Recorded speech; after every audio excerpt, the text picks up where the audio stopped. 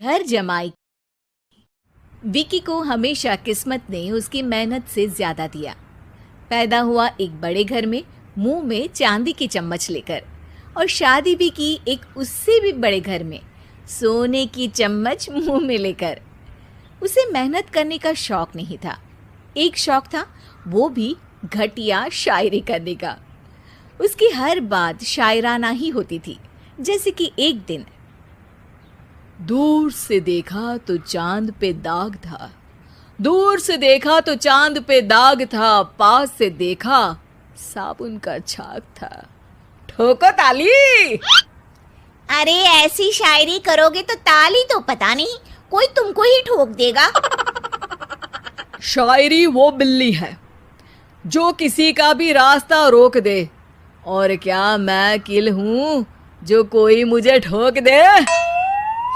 मुझे तो आपसे बात ही नहीं करनी। मैं निकला था गाड़ी लेके, लेकिन दौड़ के जा रहा हूँ।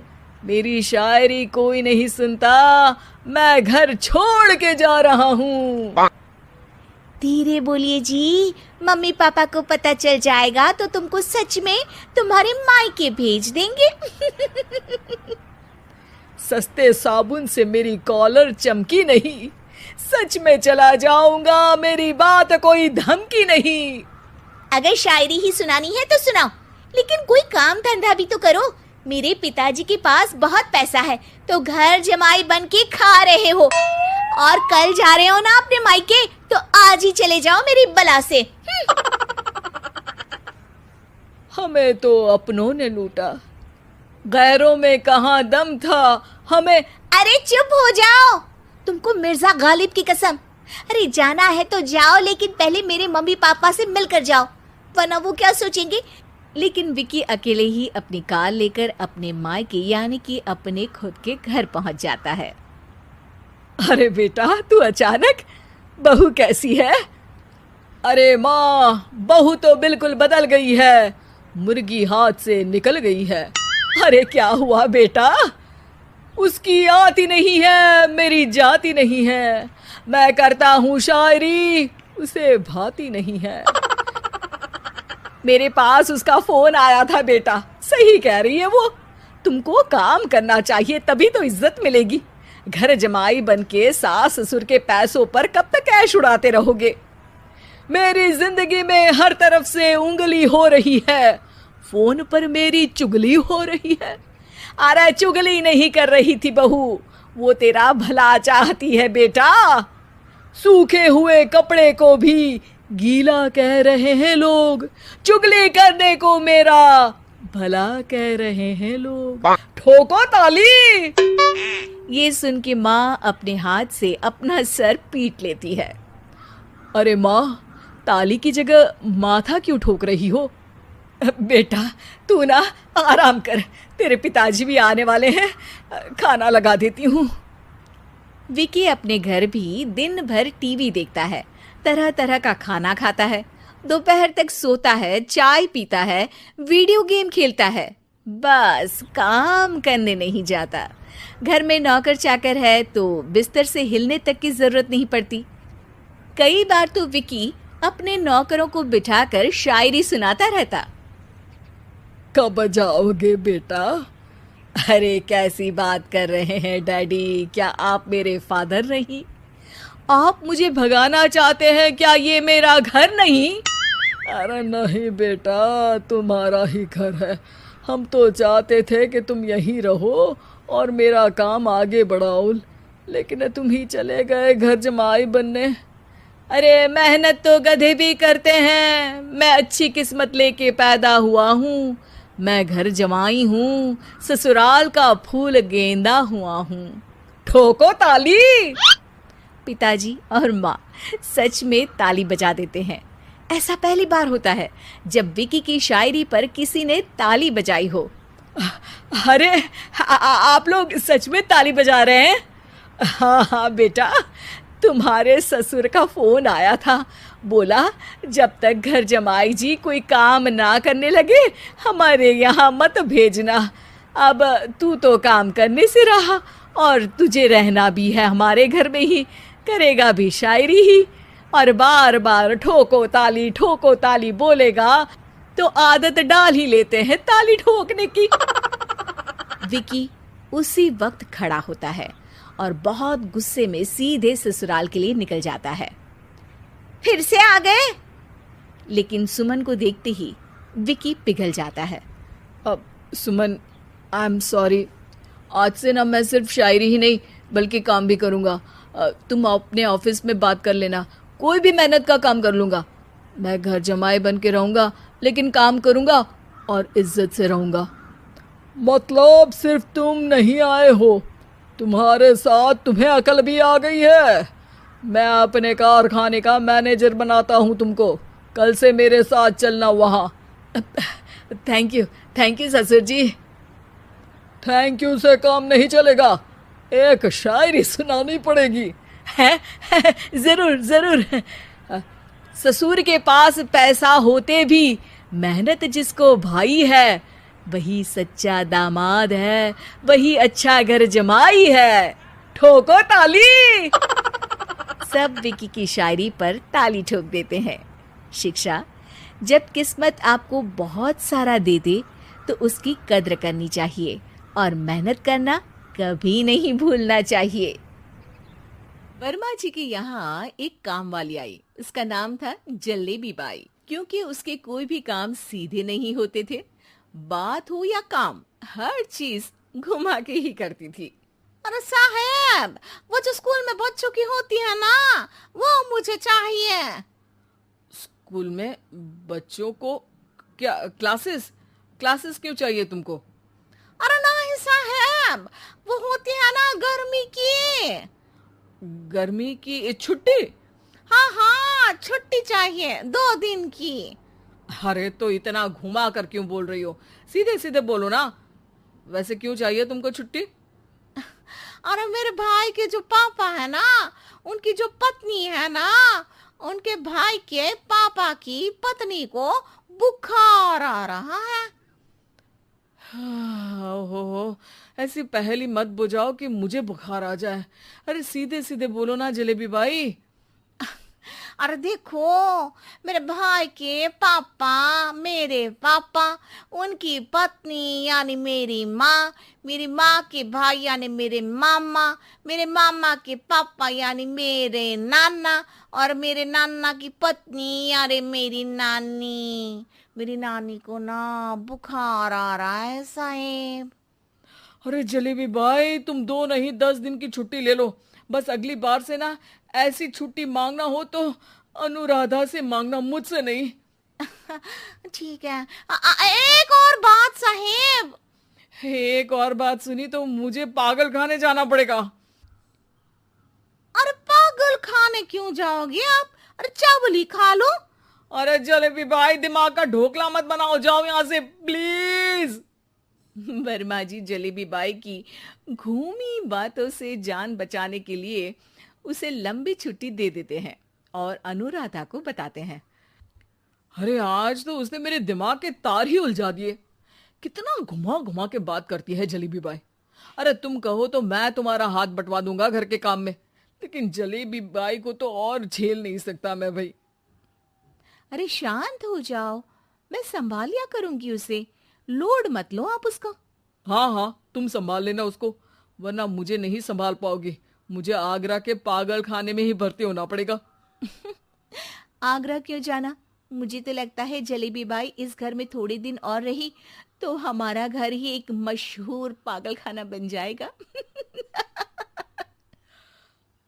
तो दूसरी काम वाली ढूंढ ले क्या? अरे आजकल तो हर काम वाली बाई जलेबी जितनी ही टेढ़ी होती है। निकालेंगे नहीं, सिखा लेंगे उसको हम। लंबी छुट्टी के बाद जलेबी बाई घर आती है। अरे आ गई जलेबी बाई, नानी कैसी है तुम्हारी? और वो जो 2 के पहले आता है और जो 0 के बाद आता है। अब 1? हाँ, 1 नंबर है। अच्छा, क्या हुआ था उनको? जो दिल टूटने पर होता है ना, चोट लगने पर होता है, पगार का पैसा कटने पर भी होता है, अरे क्या होता है? बुरा लगता है। अरे जो सर में होता है, पेट में होता है, और जिसे सही करने के लिए ना आदमी को डॉक्टर के पास ही जाना पड़ता है। दर्द? हाँ, दर्द हुआ था उनका हाथ पैर में। अच्छा बस, मेरे दिमाग में दर्द होने लगा तुम्हारी जलेबी जैसी बातें सुनकर। एक काम करो, ऊपर गेहूं की पोटली रखी है, तुम जल्दी से लेकर आओ, आज आटा पिसवाना है। जलेबी बाई भागकर छत पर जाती है और गेहूं की पोटली उठाने की कोशिश करती है, मगर वजन ज्यादा होने की वजह से उससे बोरी उठती नहीं। वो सोचती है कि पोटली जल्दी पहुंचानी है। बस जलेबी बाई के टेढ़े दिमाग में एक टेढ़ी तरकीब आती है। वो पोटली को छत पे घिसकर उसे बालकनी तक ले जाती है और छत से भीतर बरामदे में बोरी फेंक देती है। लो जी लो, हो गया जल्दी जल्दी काम। नीचे पहुंचती है तो देखती है कि अनुराधा वहां उसे गुस्से से देख रही है और नीचे पूरा गेहूं बिखरा पड़ा है। ये क्या किया? अरे पोटली में वजन ज्यादा था, आपने कहा था जल्दी से ले आओ, तो इससे जल्दी कैसे करती मैं बताओ तो। हाँ, अरे एक काम तो सीधा करो, अब क्या करेंगे इन गेहूं का? सब सत्यानाश कर दिया। अनुराधा सोच लेती है कि अब इस जलेबी को सीधा करना ही पड़ेगा, वरना बहुत परेशानी हो जाएगी। जलेबी बाई फिर भी सुधरती नहीं है। रोज कोई घूमी फिरी बात से वर्मा जी के दिमाग में शॉर्ट सर्किट करती है, तो कभी अनुराधा के काम बिगाड़ती। जैसे कमरे में झाड़ू लगाने का कहने पर कमरों की दीवारों पर झाड़ू टांग के कहती, लगा दी कमरे में झाड़ू। देखते ही देखते ये महीना खत्म हो जाता है। अरे दीदी, पैसे दे दो ना। पैसे तो नहीं है। पैसे नहीं है का मतलब? पैसे तो होते ही है ना घर में। अरे भरोसा नहीं है तो पूरे घर में ढूंढ के बता दे कहाँ पैसे हैं, मिल जाएगी तुम्हें।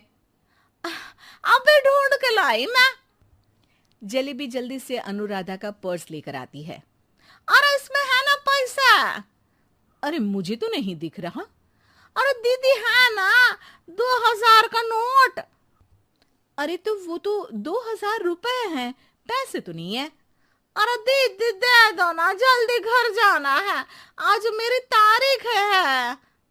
अरे पक्का आज तेरी तारीख है? हाँ दीदी, आज मेरी तारीख है, आज ही तो पगार लेती हूँ ना मैं। देखो आज तो 1 तारीख है, तेरी तारीख तो है नहीं आज। अरे दीदी दे दो ना, घुमा क्यों रही हो इतना? अच्छा कितनी पगार है तुम्हारी? 5000, आप ही ने तो तय की थी। 5 मतलब जो 4 के बाद आता है और 4 के पहले? हाँ हाँ दीदी। 5 वही जो 3 में 2 जोड़ के होता है? अरे हाँ दीदी हाँ। 5 वही ना जो 10 में से 5 घटाने पर होता है? अरे दीदी मैं समझ गई, अब आपको कभी नहीं घुमाऊंगी। प्लीज जल्दी से पैसे दे दो ना, सारी।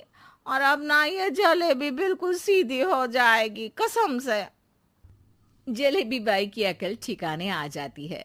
अनुराधा जलेबी को पैसे दे देती है और कहती है, अब अगर तुमने हमें घुमाया ना तो तुमको कहीं दूर घूमने भेज देंगे, जहां से तुम घूमने के बाद कभी वापस ही नहीं आ पाओगी। समझ गई जलेबी बाई? जिगर और बलराज अपने अपने ऑफिस के लिए निकल जाते हैं, जिसके बाद तानिया और उसकी सास घर के काम में बिजी हो जाती हैं। तभी रसोई में से तानिया के चिल्लाने की आवाज आती है। ओए माँ, बचाओ रे, उश, उश, उश, भागो यहाँ से। तानिया की आवाज सुनकर उसकी सास भी वहां आ जाती है। अरे क्या हुआ? और इस तरह स्लैब पर चढ़कर क्यों बैठी हो? उस छिपकली की वजह से। है छिपकली? अरे कहाँ है छिपकली? ऐसा बोलते हुए तानिया की सास भी डर कर स्लैब पर चढ़ जाती है। अरे जब इन छिपकलियों को घूमने के लिए हमने दीवार और छत दी है, फिर ये हमारे घूमने की जगह पर क्यों उतर आती है? मुझे क्या पता, सामने बैठी है, आप ही पूछ लो ना, साथ में भगा भी देना। इस पर सास डरते हुए स्लैब पर बैठी बैठी ही छिपकली को भगाने की कोशिश करती है।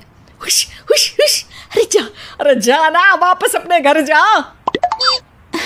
सासू माँ, छिपकली है, कुत्ता नहीं।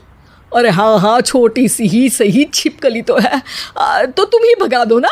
तानिया की सास उसे स्लैब से नीचे गिरा देती है, जिस पर छिपकली तो डरकर भाग जाती है। लेकिन दोनों सास बहू के बीच टॉम एंड जेरी वाला खेल शुरू हो जाता है।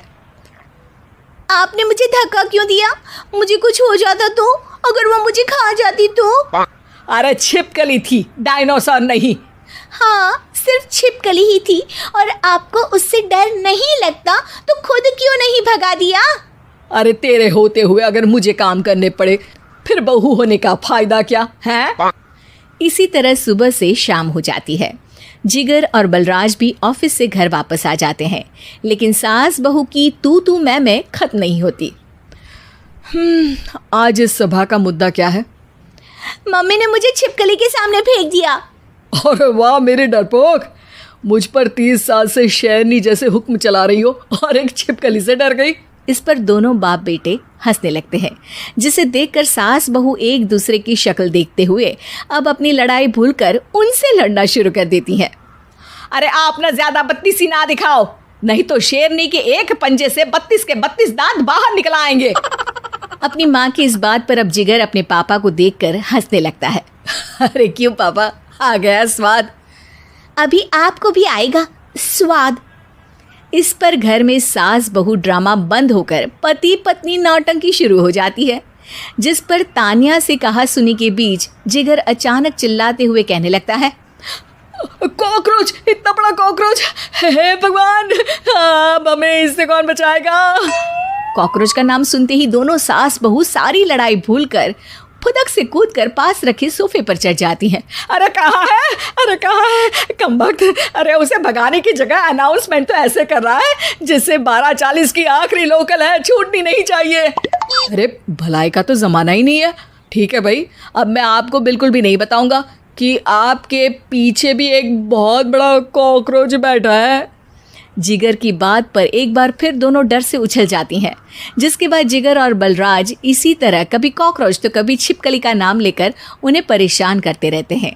अगली सुबह ये दोनों हमारे डर का ऐसे मजाक बना रहे थे जैसे खुद कभी किसी चीज़ से ना डरते हो। ये जिगर ना बचपन में तो चींटी से भी डर जाता था। पर मम्मी, उन्हें डराने के लिए मैं चींटी तो नहीं पकड़ सकती। अरे पागल औरत, इतना बड़ा होकर क्या वो चींटी से डरेगा?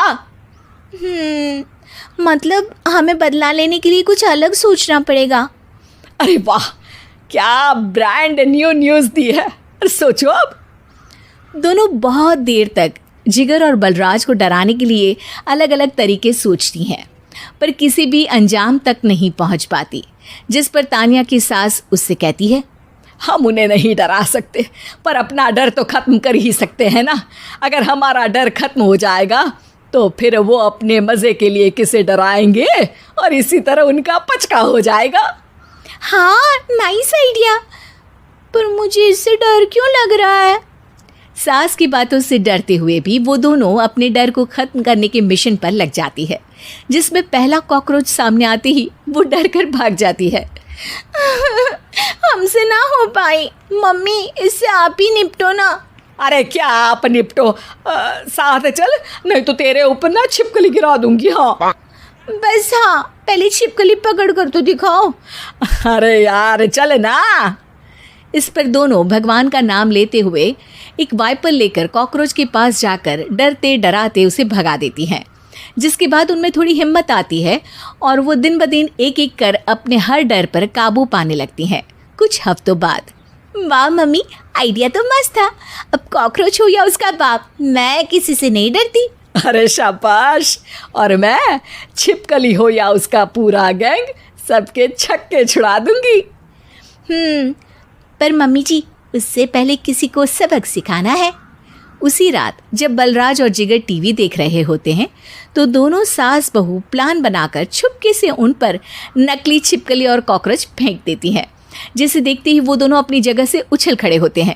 अरे ओई माँ, छी ये छिपकली कहाँ से आ गई?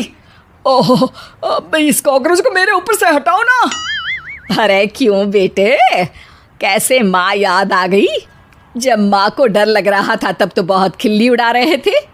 ससुर जी, कॉकरोच से तो हम जैसे डरपोक डरते हैं, फिर आज आपको क्या हुआ? दोनों हंसने लगती है, जिससे जिगर और बलराज को भी उनकी गलती का एहसास होता है। नई नई शादी करके आई थी पूर्णिमा।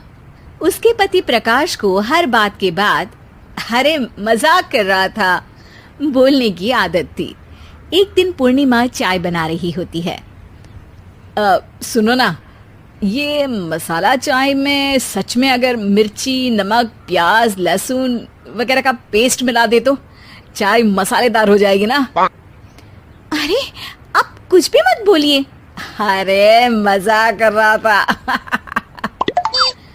प्रकाश कभी कभी मजाक करता था, लेकिन कई बार उसका मजाक ऐसी बात के साथ आता जिसको सुनने के बाद किसी को मजा तो नहीं पर गुस्सा जरूर आ जाता।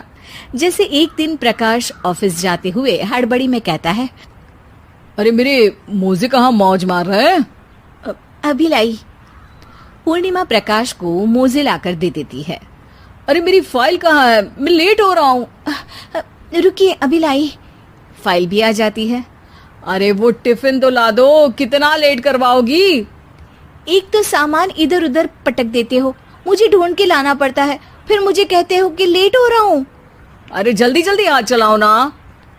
8 हाथ नहीं है मेरे, 2 ही है। ऑक्टोपस दिख रही हूँ क्या? हाँ हाँ ठीक है, जाओ जल्दी से टिफिन लेकर आओ। 2 हाथ तो है ना, उन्हीं का ठीक से इस्तेमाल कर लोगी तो लेट नहीं होऊंगा मैं।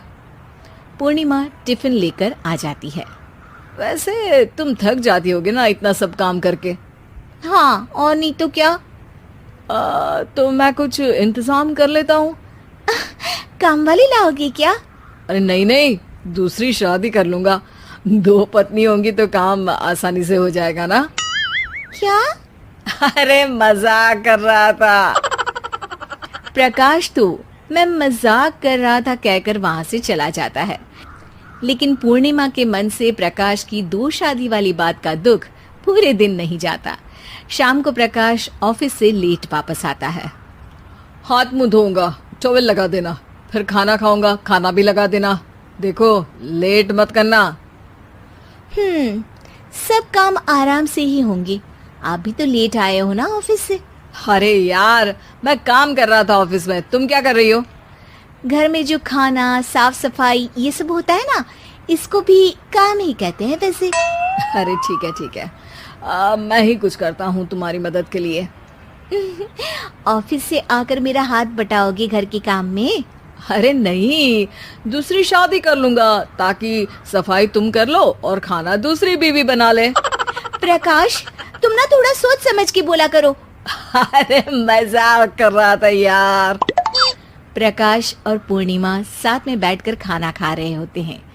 प्रकाश अपनी धुन में खाना खा रहा होता है, जबकि पूर्णिमा इस बात को लेकर उदास है कि प्रकाश हमेशा कोई दुखी कर देने वाली बात ही बोल देता है और उसके बाद मजाक कर रहा था कह के खुद को बचा लेता है। रात को सोते वक्त पूर्णिमा ने सोच लिया था कि प्रकाश से इस बारे में बात करनी ही पड़ेगी। अगली सुबह भी प्रकाश ने ये लाओ वो लाओ का तांडव शुरू कर दिया। अरे काले वाले जूते कहाँ हैं? बेड के नीचे। अरे टिफिन तो लाओ जरा। ले आऊंगी, पर पहले कुछ बात करनी है। क्या बात क्या बात क्या बात क्या बात करनी है तुमको? ये जो रोज दूसरी शादी करने की बात करते रहते हो ना आप, मेरा मन दुखी हो जाता है। मत बोलिए ना ऐसी बात। अरे पगली, पहले क्यों नहीं बताया? मैं इसका समाधान कर दूंगा। अब बोलना छोड़ दोगे ना? अरे नहीं, दूसरी शादी कर लूंगा ताकि उसको तो बोल पाऊं।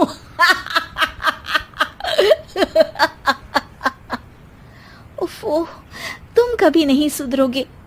अरे मजाक कर रहा था। पूर्णिमा की बात को प्रकाश हंसी में उड़ा देता है। पूर्णिमा बहुत भारी मन से टिफिन लेकर आती है। ये लीजिए टिफिन। अरे मैं तो भूल ही गया, आज मेरे बॉस के बेटे की बर्थडे पार्टी है, तुमको भी बुलाया है, रात को तैयार रहना। रात को पूर्णिमा और प्रकाश बॉस के बेटे की बर्थडे पार्टी में पहुंच जाते हैं। वहां प्रकाश के ऑफिस के और भी लोग हैं जिनको पूर्णिमा पहले से जानती है। केक कटता है, लोग खाना खा रहे होते हैं। वहीं पूर्णिमा और प्रकाश ऑफिस के लोगों के साथ बैठे बात कर रहे होते हैं। मेरे हस्बैंड तो खुद काम भी करते हैं और बच्चों को भी संभाल लेते हैं। हाँ भाई, अरे घर के थोड़े बहुत काम तो करने ही होते हैं ना। मेरी पत्नी भी अकेले सब कब तक करेगी? मैं तो सिर्फ ऑफिस का ही काम करता हूँ, घर का सब काम तो पूर्णिमा ही करती है। पूर्णिमा, तुम अकेले सब कैसे कर पाती हो? नहीं जी, बहुत थक जाती हूँ वैसे। तो प्रकाश से हेल्प ले लिया करो ना। अरे बोला तो है इनको, पर इन्हें लगता है कि ऑफिस का काम ही सब कुछ है, तो मैंने भी एक समाधान सोच लिया है। अच्छा, क्या पूर्णिमा, घर में काम वाली बाई रखोगी क्या? अरे नहीं, दूसरी शादी करूंगी ताकि एक हस्बैंड ऑफिस का काम कर ले और एक मेरे घर में मदद कर ले। पूर्णिमा की बात सुनते ही सब कुछ सांप सूख जाता है और प्रकाश के मुंह से तो केक का टुकड़ा गिर जाता है। अरे क्या बोल रही हो? कुछ पता भी है क्या? अरे मजाक कर रही थी, वैसे ही जैसे तुम करते हो।